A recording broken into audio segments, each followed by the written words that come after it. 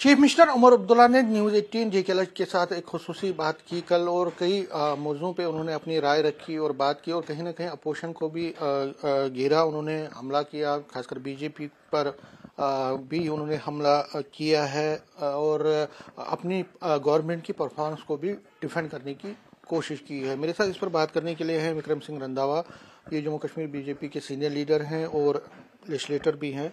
रंधावा जी, news 18 से बात करने के लिए आपका धन्यवाद। कल उमर अब्दुल्ला साहब से हमारी बात हुई तो उन्होंने ये सबसे पहले ये कहा कि बहुत सारी चीज़ों पर बात की। एक चीज़ ये भी कही कि जो अपोजिशन है वो बेचैन लग रही है, लेकिन लोगों को बेचैन नहीं होना चाहिए। मेरा एक साल ही अभी कंप्लीट हुआ है, 4 साल और हैं। जितने भी वादे हैं, चाहे वो डेली वेजर्स के वादे हैं, गैस सिलेंडर देने के वादे हैं, या पॉलिटिकल वादे हैं, डेवलपमेंट रिलेटेड वादे हैं, उनको हम पूरा करें। वो कह रहे हैं कि कहीं ना कहीं आप बेचैन। देखिए, अब मुख्यमंत्री महोदय ने कहा है तो होता ये है कि इंट्रोस्पेक्शन करनी चाहिए कि बेचैन कौन है। आप सरकार में आए, आप सरकार के अंदर जो मेन मंसूबे लेके आए थे पहले उन पर चर्चा होनी चाहिए थी। अब काम नहीं कर पाए, डिलीवर नहीं कर पाए तो पहले स्टेटहुड दे दो, हर बात पे पहले स्टेटहुड दे दो। और उपराज्यपाल महोदय ने तो बड़ा स्पष्ट कर दिया है कि भैया आप नाचना जाने आंगन टेढ़ा, काम नहीं किया, लोगों को फेस नहीं कर सकते तो फिर स्टेटहुड पहले दे दो। तो स्टेटहुड के मामले में भी पहले इनको अपनी बेचैनी कम करनी चाहिए। और खास करके मैं उमर अब्दुल्ला साहब से कहूंगा, आपने तो एक इतिहास रचा है। आप 2 स्टेटस में मुख्यमंत्री रहे हो, आप स्टेट के भी रहे हो और यूटी के भी रहे हो। तो स्टेट में भी आपने एक टेन्योर पूरा किया था एज ए मुख्यमंत्री 2008 के ऑनवर्ड, इसमें भी एक टेन्योर पूरा कीजिए। 5 साल में जम्मू कश्मीर की डेमोक्रेटिक स्थिति क्या रहती है, आप जम्मू कश्मीर के लोगों के बीच में बैलेंस कैसे बनाते हो, वो पता लगेगा ना। कि आज भी वही खाई जो है वो और कह रही होती जा रही है कि जम्मू के साथ भेदभाव और कश्मीर के लिए सारे लुभावने ख्वाब जो है वो उमर अब्दुल्ला साहब और इनकी सरकार के जो मिनिस्टर हैं। और अफसोस तो तब लगता है जो जम्मू से जीत के गए हैं उनका भी वही रुझान है, उनको भी ध्यान बनिहाल से ऊपर जाके ध्यान आता है कि हम जम्मू कश्मीर सरकार के मंत्री हैं, जम्मू आके वो भी भूल जाते। तो ये बड़ी पहलू है। आरोप लगाना बड़ा आसान है, आरोप को जस्टिफाई करना मुश्किल हो जाता है। क्या लगता है, क्योंकि वो कह रहे हैं कि डेलीवेजरों के भी मसले हल करेंगे, वो कहते हैं कि free power, free gas cylinders, उसका भी हम आगे देख रहे हैं, हमने कई इनिशिएटिव्स लिए हैं, आगे भी और इनिशिएटिव्स लेंगे, टाइम लगेगा। हाँ, तो इस चीज को हाउस में भी टेबल करना चाहिए था ना। अपोजिशन ने तो कहा था कि आपने जो कर दिया उसको हाउस में पुट अप करो ताकि वो पब्लिक डोमेन में जाए, और जो पेंडिंग रह गया है उसके ऊपर डिस्कशन आने दो।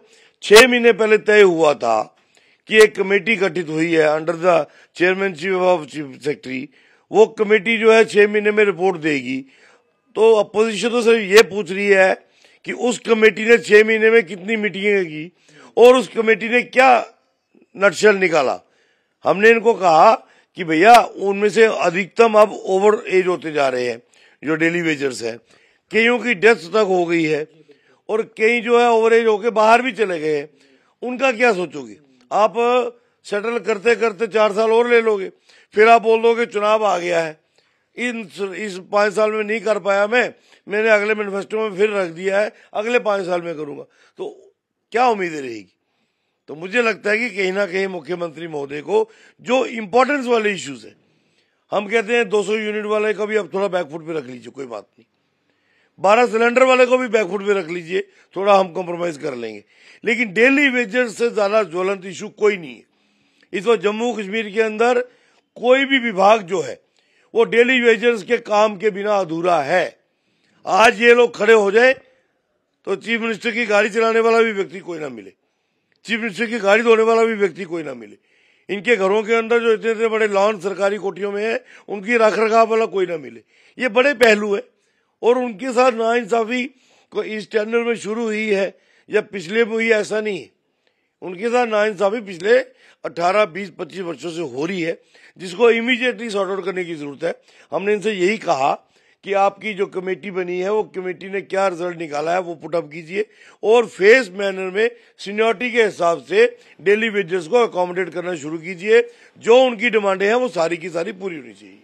रंधावा जी, इसमें उमर अब्दुल्ला ने असेंबली में भी, आप भी वहां पे थे, उन्होंने कहा था कि हम एक डाटा तैयार कर रहे हैं, डाटा तैयार होने में टाइम लग रहा है, इसीलिए हम कुछ ज्यादा इस पे आगे नहीं बढ़ रहे। जब तक डाटा हमारे पास पूरा नहीं होगा कि कितने डेलीवेजर हैं मुख्तलिफ डिपार्टमेंट्स के, तो वो उसके लिए भी थोड़ा टाइम मांग रहे हैं। देखिए, डाटा इन अफसरों से ज्यादा उन डेलीवेजर के पास तैयार पड़ा हुआ है।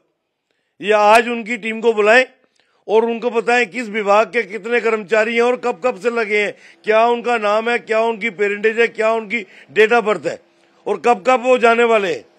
ये भी डाटा उन लोगों ने बना के रखा हुआ है। भैया उनके साथ बैठो तो सही, उनकी टीमों को बुलाओ, जल शक्ति के अलग बुला लो, बिजली विभाग के अलग बुला लो, फ्लोरिकल्चर के अलग बुला लो और जो फिशरीज के वो अलग बुला लो। जो भी आपको लगता है कि डेली बेच रहा है, इसको हमने रेगुलराइज करना है, उन विभागों के लोगों को बुलाओ। उनके पास सरकार से ज्यादा मजबूत और ऑथेंटिकेट डाटा है, ये मैं आपको यकीन दिला दूं।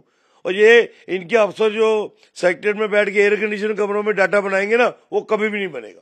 वो ये भूल जाए मुख्यमंत्री महोदय कि इनका टेन्योर भी पूरा होगा कि नहीं होगा, लेकिन वो डाटा नहीं बनेगा। मतलब टेन्योर पूरा क्यों नहीं होगा? क्योंकि इसी पर बात मैं लेता हूँ कि कई लोग ये कह रहे हैं कि बीजेपी जो है वो पर्दे के पीछे कोई खेल खेल रही है और कहीं ना कहीं टॉपल करना चाहती है सरकार। देखिए, बीजेपी खेल में विश्वास रखती नहीं है। बीजेपी काम और कर्तव्य खेला में विश्वास रखती है, खेल में ना खेला में, काम और कर्तव्य में विश्वास रखती है। और काम और कर्तव्य के बलबूते पे जम्मू कश्मीर जैसी रियासत में भी हम 25 से 29 पे पहुंचे हैं। ये कोई ऐसे वोट नहीं मिलता है, ये कुछ विचारधारा होती है, कुछ एक इम्प्रेशन होता है कि ये लोग डिलीवर करने वाले हैं, ये लोग हमारी लड़ाई लड़ने वाले लोग हैं, इनका चुन के आना बहुत जरूरी है। वही एक तरीका है।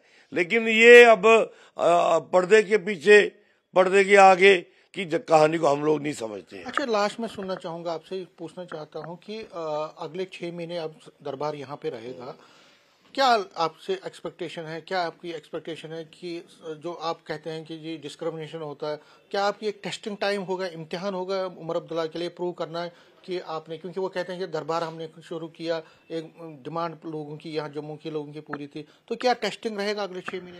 देखिए, टेस्टिंग तो उनकी तब से ही है जब से उन्होंने सीएम की शपथ ली है और ऑलमोस्ट टेस्टिंग में फेलियर है वो। मैं आपको सच बता रहा हूं। अरे 26 अगस्त को फ्लड आया और उसी दिन हमारा फोर्थ ब्रिज का एक कॉर्नर बह गया। वो हर 10 साल के बाद बहता है क्योंकि वो प्लांट मूव होती है, जो भी सरकारें रहती है या जो इंजीनियर्स या ठेकेदार काम करते हैं। 14 में भी बहा, 24 के एंड में भी, 25 में भी बहा, है ना। और उसको शुरू करने के लिए 3.5 महीने का इंतजार किया। क्यों? पता दरबार मूव है परसों जम्मू में और परसों सड़कें जाम हो जाएंगी, तो रातों रात पूरी टीमें धड़ाधड़ शॉर्ट टर्म टेंडर लगा के तो काम शुरू करवा दिया। ये 3 महीने पहले काम क्यों नहीं शुरू किया गया? 3 महीने क्यों जम्मू के लोगों को दरबदर की ठोकरें खानी पड़ी? आर्मी हमारी सेवियर पे आई, आर्मी ने हमें कनेक्टिविटी दे दी, लेकिन ये लोग जो है ये काम नहीं कर पाए और मुझे लगता है कहीं ना कहीं जवाब लोग इनसे मांगेंगे। न्यूज़ 18 से बात करने के लिए शुक्रिया। कैमरामैन साहिबा के साथ में समीर भट्ट, न्यूज़ 18 जम्मू।